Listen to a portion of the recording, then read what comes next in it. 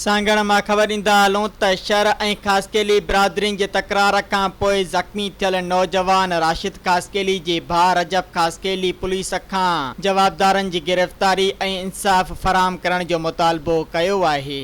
Media सां ॻाल्हाईंदे रजब खासकेली चयो त कुझु ॾींहं अॻु शहर बिरादरी जे माण्हुनि संदसि भाउ राशिद खासकेली ते कुआड़ियुनि ऐं लठुनि सां हमिलो करे सख़्तु ज़ख़्मी करे छॾियो, जंहिं सबबु हू हिन वक़्तु सिविल अस्पताल सांगण में ॻणती जोगी हालत में इलाज हेठ आहे। हिन चयो त वाक़े जे बावजूद पुलिस अञा ताईं मुलविस जवाबदारनि खे गिरफ़्तार न करे सघी आहे।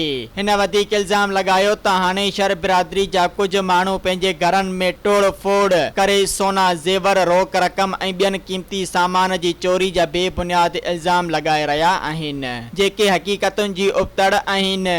संदसि चवण हो त अहिड़ा इल्ज़ाम रुगो दबाव विझण ऐं मामलो सुलह तरफ़ वठी वञण लाइ कया पिया वञनि। हिन एसएसपी सांगड़ ऐं आला पुलिस इख्तियारियुनि खां मुतालबो कयो त वाक़े जो नोटिस वठी मुलविस जवाबदारनि खे फौरी तौर गिरफ़्तार करे कानून मूजिब कार्रवाई कई वञे।